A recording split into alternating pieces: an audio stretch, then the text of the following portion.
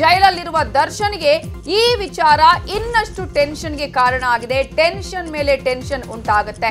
ಈಗಾಗಲೇ ಕೊಲೆ ಪ್ರಕರಣದಲ್ಲಿ ಜೈಲು ಸೇರಿರುವ ಡಿ ಗ್ಯಾಂಗ್ ಈ ವಿಚಾರ ಇನ್ನಷ್ಟು ಟೆನ್ಷನ್ಗೆ ಕಾರಣ ಆಗಿದೆ. ಹಾಗಾದ್ರೆ ಏನು ಆ ವಿಚಾರ? ನ್ಯೂಸ್ 18 ನಲ್ಲಿ ಮತ್ತೊಂದು ಬಿಗ್ ಎಕ್ಸ್ಕ್ಲೂಸಿವ್ ದರ್ಶನ್ ವಿಚಾರಕ್ಕೆ ಸಂಬಂಧಪಟ್ಟ ಹಾಗೆ ಈಗಾಗಲೇ ಜೈಲು ಪಾಲಾಗಿ ನ್ಯಾಯಾಂಗ ಬಂಧನದಲ್ಲಿರುವ ಇಡೀ ಡಿ ಗ್ಯಾಂಗ್ ಈ ವಿಚಾರದಲ್ಲೇ ಇನ್ನಷ್ಟು ಟೆನ್ಷನ್ಗೆ ಒಳಗಾಗುತ್ತೆ. ಕಾರಣ ಏನು? ಕೊಲೆ ಕೇಸ್ನಲ್ಲಿ ದರ್ಶನ್ ಪಾತ್ರ ಇದೆಯಲ್ಲ, ಈ ವಿಚಾರವೇ. ಪಾತ್ರ ಇದೆಯಾ ಇಲ್ವಾ ಅನ್ನೋದ್ರ ಬಗ್ಗೆನೇ ಬಹಳ ಚರ್ಚೆಗಳು ಆಗ್ತಾ ಇತ್ತು, ಎಲ್ಲರೂ ಮಾತನಾಡ್ತಾ ಇದ್ದಿದ್ದು. ಆದ್ರೆ ಕೊಲೆ ಕೇಸಲ್ಲಿ ದರ್ಶನ್ ಪಾತ್ರ ಈಗ ಫಿಕ್ಸ್ ಆಗಿದೆ ಅಂತ ಹೇಳಲಾಗ್ತಿದೆ. ಸ್ವಾಮಿ ಕೊಲೆಗೆ ಅತಿ ದೊಡ್ಡ ಸಾಕ್ಷಿ ಇದು. ನ್ಯೂಸ್ 18 ನಲ್ಲಿ ಮೆಗಾ ಎಕ್ಸ್ಕ್ಲೂಸಿವ್ ಸುದ್ದಿಯನ್ನ ನಿಮ್ಮ ಮುಂದೆ ಇಡ್ತಾ ಇದ್ದೀವಿ. ಹಾಗಾದ್ರೆ ರೇಣುಕಾ ಸ್ವಾಮಿ ಕೊಲೆ ಪ್ರಕರಣದಲ್ಲಿ ದರ್ಶನ್ ಪಾತ್ರ ಇದೆಯಾ? ದರ್ಶನ್ ಪಾತ್ರ ಇದೆ ಅನ್ನೋದು ಗೊತ್ತಾಗಿದೆಯಾ? ಸ್ವಾಮಿ ಕೊಲೆಗೆ ಅತಿ ದೊಡ್ಡ ಸಾಕ್ಷ್ಯ ಸಿಕ್ಕಿದೆಯಾ? ಇವೆಲ್ಲದರ ಎಕ್ಸ್ಕ್ಲೂಸಿವ್ ಸುದ್ದಿಯನ್ನ ನಿಮ್ಮ ಮುಂದೆ ಇಡ್ತಾ ಇದ್ದೀವಿ. ಹಾಗಾದ್ರೆ ಆ ಒಂದು ಪ್ರಕರಣಕ್ಕೆ ಸಂಬಂಧಪಟ್ಟ ಹಾಗೆ ದರ್ಶನ್ ಪಾತ್ರ ಏನು? ಸ್ವಾಮಿ ಕೊಲೆಗೆ ಇದು ದೊಡ್ಡ ಸಾಕ್ಷಿಯಾಗಿ ಹೇಗೆ ಈ ಒಂದು ಪ್ರಕರಣದಲ್ಲಿ ಆಗತ್ತೆ? ಈ ಒಂದು ಸಾಕ್ಷ್ಯದ ಇಂಪಾರ್ಟೆನ್ಸ್ ಏನು? ಈ ಪ್ರಕರಣ ದರ್ಶನ್ಗೆ ಎಲ್ಲಾ ರೀತಿಯಲ್ಲೂ ಉರುಳಾಗುವ ಸಾಧ್ಯತೆ ಇದೆಯಾ? ಕಂಟಕ ಉಂಟಾಗುವಂತಹ ಚಾನ್ಸಸ್ ಕಾಣಿಸ್ತಾ ಇದೆಯಾ?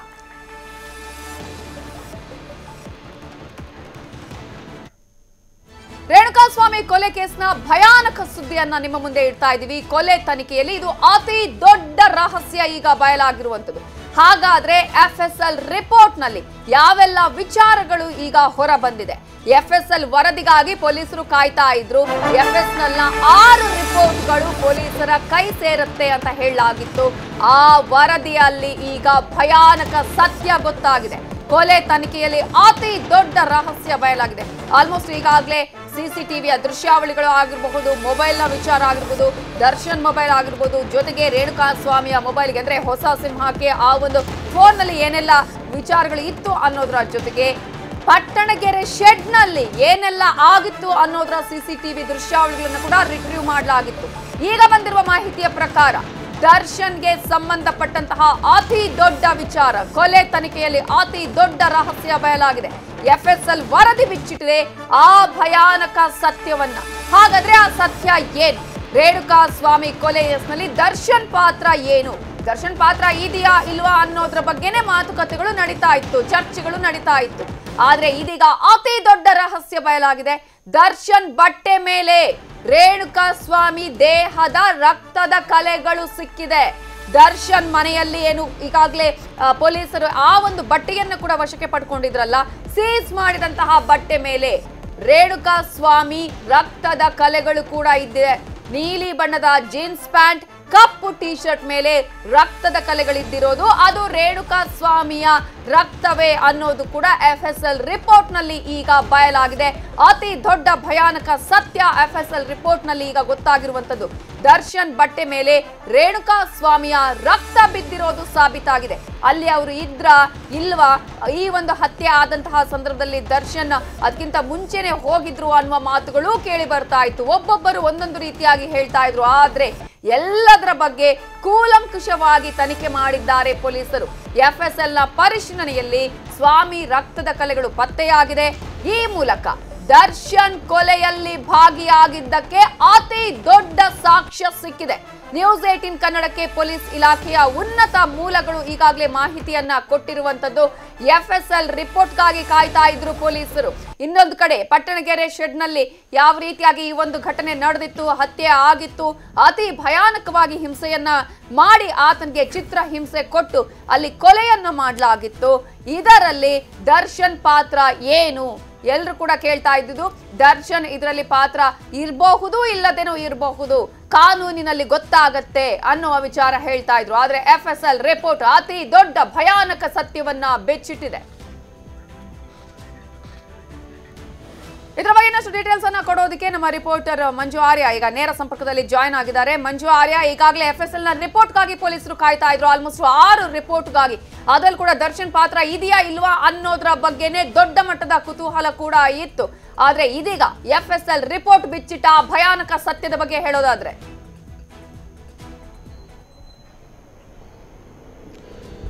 ನವಿತಾ, ರೇಣುಕಾಸ್ವಾಮಿ ಕೊಲೆ ಪ್ರಕರಣದಲ್ಲಿ ಮೇಜರ್ ಆದಂತಹ FSL ರಿಪೋರ್ಟ್ ಈಗಾಗಲೇ ತನಿಖಾಧಿಕಾರಿಗಳ ಕೈ ಸೇರಿರುವಂತದ್ದು. ಅದರಲ್ಲೂ ಕೂಡ ಪ್ರಮುಖವಾಗಿ ಏನು ಆರೋಪಿಗಳನ್ನ ಬಂಧನ ಮಾಡಿದಂತಹ ಸಂದರ್ಭದಲ್ಲಿ ಪೊಲೀಸರು ಆರೋಪಿಗಳು ಅವತ್ತು ಏನು ಕೃತ್ಯ ನಡೆದಂತಹ ದಿನದ ಧರಿಸಿದ್ದಂತಹ ಬಟ್ಟೆ ಆಗಿರಬಹುದು, ಶೂ ಆಗಿರಬಹುದು, ಚಪ್ಪಲ್ ಆಗಿರಬಹುದು, ಹೀಗೆ ಪ್ರತಿಯೊಂದು ವಸ್ತುವನ್ನು ಕೂಡ ಅಷ್ಟೇ ಸೀಸ್ ಮಾಡ್ಕೊಂಡಿದ್ರು.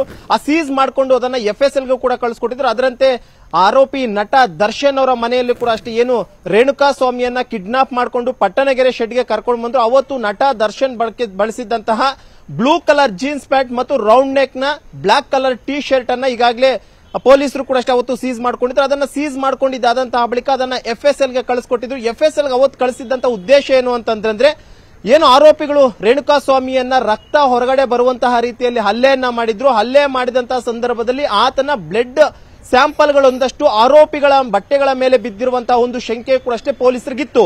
ಇದೇ ಒಂದು ಕಾರಣಕ್ಕೋಸ್ಕರ ನಟ ದರ್ಶನ್ ಸೇರಿದಂತೆ ಒಟ್ಟು 17 ಜನ ಆರೋಪಿಗಳ ಬಟ್ಟೆಗಳೆಲ್ಲವನ್ನು ಕೂಡ ಅಷ್ಟೇ FSLಗೆ ಕಳಿಸ್ಕೊಟ್ಟಿದ್ರು. ಅದರಂತೆ ಈಗ ನಟ ದರ್ಶನ್ ಅವರ ಬಟ್ಟೆಗಳ ಮೇಲೆ ರೇಣುಕಾಸ್ವಾಮಿಯ ಒಂದು ರಕ್ತದ ಕಲೆಗಳಿರುವಂತಹದ್ದು ಪತ್ತೆಯಾಗಿದೆ. ಇದು ಈ ಒಂದು ಪ್ರಕರಣದ ಅತಿ ದೊಡ್ಡ ಮತ್ತು ಅತಿ ಮೇಜರ್ ಆದಂತಹ ಒಂದು ಸಾಕ್ಷಿ ಕೂಡ ಆಗುತ್ತೆ. ಯಾಕಂದ್ರೆ ದರ್ಶನ್ ಅವತ್ತಲ್ಲಿದ್ರು ಮತ್ತು ಹಲ್ಲೆಯನ್ನ ಮಾಡಿದಂತಹ ಸಂದರ್ಭದಲ್ಲಿ ದರ್ಶನ್ ಅಲ್ಲಿ ಪ್ರತ್ಯಕ್ಷವಾಗಿದ್ರು ಅನ್ನುವಂಥದ್ದನ್ನ ಪ್ರೂವ್ ಮಾಡುವಂತಹ ನಿಟ್ಟಿನಲ್ಲಿ ಇದು ಒಂದು ರೀತಿಯಂತಹ ಮೇಜರ್ ಆದಂತಹ ಸಾಕ್ಷ್ಯ ಆಗುತ್ತೆ.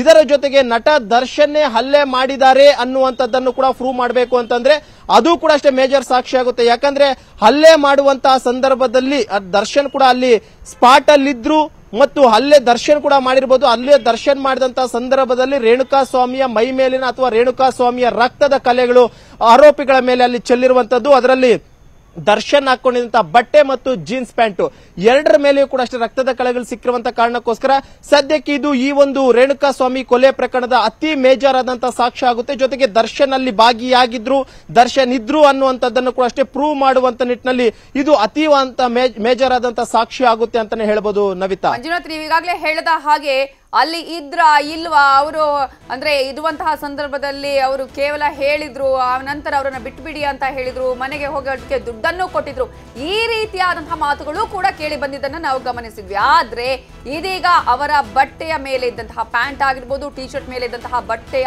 ರಕ್ತದ ಕಲೆ ಇದೆಯಲ್ಲ ಬಟ್ಟೆಯ ಮೇಲೆ, ಇದು ಅವರು ಇದ್ರು ಅನ್ನೋದಕ್ಕೆ ಅಥವಾ ಅವರ ಪಾತ್ರ ಇಲ್ಲಿ ಇದೆ ಅನ್ನೋದಕ್ಕೆ ಸಾಬೀತಾಗುವಂತಹ ಲಕ್ಷಣಗಳು. ಒಂದು ವೇಳೆ ಹೌದು ಅವರೇ ಇದ್ದಿದ್ದ ಅನ್ನೋದಾದ್ರೆ ವಾಟ್ ನೆಕ್ಸ್ಟ್ ಅನ್ನುವಂಥದ್ದು.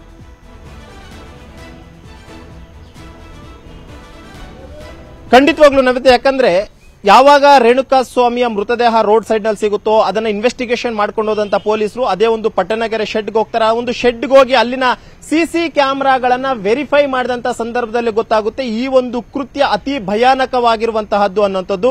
ಇದೇ ಒಂದು ಕಾರಣಕ್ಕೋಸ್ಕರ ಕಂಪ್ಲೀಟ್ ಆಗಿ ಒಂದು ಶೆಡ್ ನ ಒಳಗಡೆ ಇರುವಂತಹ ಸಿಸಿ ಕ್ಯಾಮೆರಾಗಳನ್ನ ವೆರಿಫೈ ಮಾಡ್ತಾರೆ. ಆಗ ನಟ ದರ್ಶನ್ ಅವರ ಕಾರು ಕೂಡ ಇನ್ ಅಂಡ್ ಔಟ್ ನ ವಿಜುವಲ್ ಕೂಡ ಅಷ್ಟೇ ಪೊಲೀಸರಿಗೆ ಸಿಗುತ್ತೆ. ಅವಾಗಲೇ ಎಲ್ಲೋ ಒಂದು ಕಡೆ ಪೊಲೀಸರಿಗೆ ಕನ್ಫರ್ಮ್ ಆಗುತ್ತೆ ಈ ಒಂದು ಪ್ರಕರಣದಲ್ಲಿ ನಟ ದರ್ಶನ್ ಭಾಗಿಯಾಗಿರುವಂತಹ ಒಂದು ಶಂಕೆಯು ಇದೆ ಅನ್ನುವಂಥದ್ದು. ಮತ್ತೊಂದು ಕಡೆ ಆರೋಪಿಗಳೇನು ಸರೆಂಡರ್ ಆಗಿದ್ರು ಅವರನ್ನು ಕೂಡ ಇಂಟ್ರಾಗೇಷನ್ ಮಾಡ್ತಾರೆ. ಅವ್ರು ಹೇಳಿದಂತ ಒಂದಷ್ಟು ಜನ ವಿನಯ್ ಆಗಿರ್ಬೋದು, ಪ್ರದೋಷ್ ಆಗಿರ್ಬೋದು, ಇವರನ್ನು ಕೂಡ ಕರ್ಕೊಂಡು ಬಂದು ಇಂಟ್ರಾಗೇಷನ್ ಮಾಡ್ತಾರೆ. ಆ ಒಂದು ಸಂದರ್ಭದಲ್ಲಿ ಅವರು ಕೂಡ ನಟ ದರ್ಶನ್ ಮತ್ತು ಪವಿತ್ರ ಗೌಡ ಹೆಸರನ್ನ ಹೇಳಿದ್ರು. ಇದಾದಂತಹ ಬಳಿಕ ಪೊಲೀಸರು ಕೂಡ ಅಷ್ಟೇ ಸ್ಪಾಟ್ಗೆ ಹೋಗ್ತಾರೆ. ಅಲ್ಲಿ ಹಲ್ಲೆ ಮಾಡಿದ್ರು ಅಲ್ಲಿಗೆ ಹೋಗ್ತಾರೆ. ಅಲ್ಲಿಯೂ ಕೂಡ ಅಷ್ಟೇ ಸಾಕಷ್ಟು ಸಾಕ್ಷಿಗಳನ್ನ ಕಲೆಕ್ಟ್ ಮಾಡ್ತಾರೆ. ಅಲ್ಲಿ ಪ್ರೈಮರಿಯಾಗಿ ಒಂದಷ್ಟು ಫೂಟೇಜಸ್ ಡಿಲೀಟ್ ಮಾಡಿರುವಂತದ್ದು ಕೂಡ ಗೊತ್ತಾಗಿತ್ತು. ಯಾಕಂದ್ರೆ ಅಲ್ಲಿ ರೇಣುಕಾಸ್ವಾಮಿಯನ್ನ ಜೂನ್ 8ನೇ ತಾರೀಕಿನ ಸಂಜೆ 7 ಗಂಟೆ ಅಷ್ಟೊತ್ತಿಗೆ ಆತನನ್ನ ಒಡೆದಾಕ್ತಾರೆ. ಆತ ಒಂದ್ ರೀತಿ ಉಸಿರಾಡ್ತಿರ್ತಾನೆ, ಅಷ್ಟೇ ಜೀವ ಇರೋದಿಲ್ಲ, ಆ ಮಟ್ಟಕ್ಕೆ ಹೋಗಿರ್ತಾನೆ. ಆ ಒಂದು ಸಂದರ್ಭದ ಆತನನ್ನ ಸೆಕ್ಯೂರಿಟಿ ಕೊಠಡಿಗೆ ಕರ್ಕೊಂಡು ಹೋಗ್ತಾರೆ. ಅದು ಕೂಡ ಎಳ್ಕೊಂಡು ಇಬ್ರು ಅದನ್ನ ಕರ್ಕೊಂಡು ಹೋಗ್ತಾರೆ. ಅದರ ಒಂದು ಫೂಟೇಜ್ ಅನ್ನ ಇವರು ಡಿಲೀಟ್ ಮಾಡಿರುವಂತಹದ್ದು ಪೊಲೀಸರ ಪ್ರೈಮರಿ ಇನ್ವೆಸ್ಟಿಗೇಷನ್ ಗೊತ್ತಾಗಿತ್ತು. ಇದರ ಜೊತೆಗೆ ಅವತ್ತು ದರ್ಶನ್ ಇದ್ರ ಅಂದಂತ ಸಂದರ್ಭದಲ್ಲಿ ಅಲ್ಲಿರುವಂತಹ ಆರೋಪಿಗಳು ಒಂದಷ್ಟು ಜನ ಹೌದು ದರ್ಶನ್ ಬಂದಿದ್ರು, ಆತನನ್ನ ಬಿಟ್ಟು ಕಳಿಸಿ ಅಂತ ಹೇಳಿದ್ರು, ಜೊತೆಗೆ 5,000 ರೂಪಾಯಿ ದುಡ್ಡು ಕೊಟ್ರು ಅಂತ ಹೇಳಿದ್ರು. ಆದ್ರೆ ದರ್ಶನ್ ಅಲ್ಲಿ ಹಲ್ಲೆ ಮಾಡಿಲ್ಲ ಅನ್ನುವಂಥದ್ದನ್ನ ಆರೋಪಿಗಳು ಹೇಳ್ತಾ ಇದ್ರು. ಆದ್ರೆ ಹಲ್ಲೆ ಮಾಡಿದ್ದಾರೆ ಅನ್ನುವಂಥದ್ದನ್ನ ಪ್ರೂವ್ ಮಾಡುವಂತ ನಿಟ್ಟಿನಲ್ಲಿ ಅಥವಾ ದರ್ಶನ್ ಅಲ್ಲಿ ಪ್ರೆಸೆನ್ಸ್ ಇದ್ರು ಅನ್ನುವಂಥದ್ದನ್ನ ಪ್ರೂವ್ ಮಾಡಬೇಕು ಅಂದ್ರೆ ಒಂದಷ್ಟು ಟೆಕ್ನಿಕಲ್ ಬೇಸ್ಡ್ ಆಗಿ ಎವಿಡೆನ್ಸ್ ಅನ್ನ ಕಲೆಕ್ಟ್ ಮಾಡಬೇಕಾಯ್ತು. ಅದು ಪೊಲೀಸರಿಗೆ ದೊಡ್ಡ ಸವಾಲಾಗಿತ್ತು. ಯಾಕಂದ್ರೆ ಒಂದ್ ಕಡೆ ಇವರು ಒಂದಷ್ಟು ಫುಟೇಜಸ್ ಅನ್ನ ಡಿಲೀಟ್ ಮಾಡ್ಕೊಂಡಿದ್ರು, ಇನ್ನೊಂದಷ್ಟು ರೀತಿಯಲ್ಲಿ ಸಾಕ್ಷಿಗಳನ್ನ ನಾಶ ಮಾಡೋದಕ್ಕೆ ಎಲ್ಲಾ ರೀತಿಯಂತಹ ಸಿದ್ಧತೆಗಳನ್ನ ಮಾಡ್ಕೊಂಡಿದ್ರು. ಈ ಒಂದು ಸಂದರ್ಭದಲ್ಲಿ ದರ್ಶನ್ ಅಲ್ಲಿ ಇದ್ರು ಅನ್ನುವಂಥದ್ದನ್ನ ಪ್ರೂವ್ ಮಾಡಬೇಕಂದ್ರೆ ಈ ರೀತಿಯಾದಂತಹ ಒಂದಷ್ಟು ಟವರ್ ಡಂಪ್ ನ ಮುಖಾಂತರವಾಗಿ ಇನ್ಸಿಡೆಂಟ್ ಆದಂತಹ ಟೈಮ್ ನ ಮುಖಾಂತರವಾಗಿ ಆತನ ಮೊಬೈಲ್ ನಂಬರ್ ನ ಲೊಕೇಶನ್ ಎಲ್ಲಿತ್ತು ಅನ್ನುವಂಥದ್ದನ್ನು ಕೂಡ ಅಷ್ಟೇ ಪತ್ತೆ ಮಾಡಿದ್ರು. ಅದನ್ನು ಕೂಡ ಅಷ್ಟೇ ಪ್ರೂವ್ ಮಾಡಿದ್ರು. ಇದಾದಂತಹ ಬಳಿಕ ಅಲ್ಲಿ ರೇಣುಕಾ ಸ್ವಾಮಿಯ ಮೈ ಮೇಲೆ ಇದ್ದಂತಹ ಒಂದಷ್ಟು ಬ್ಲಡ್, ಯಾಕಂದ್ರೆ ಅದನ್ನ ಹಲ್ಲೆ ಮಾಡಿದ್ರು, ಅದು ಕೂಡ ಕರೆಂಟ್ ಶಾಕ್ ಅನ್ನ ಕೊಟ್ಟರು, ದೊಣ್ಣೆಗಳಿಂದ ಹೊಡೆದ್ರು ಅವ್ರಿಗೆ. ಆ ಒಂದು ಸಂದರ್ಭದ ಆತನ ಬ್ಲಡ್ ಸ್ಯಾಂಪಲ್ಸ್ ಕೂಡ ಅಷ್ಟೇ ಆರೋಪಿಗಳಿಗೆ ಎಲ್ಲರೂ ಕೂಡ ಅಷ್ಟೇ ಚಿಮ್ಮಿತ್ತು.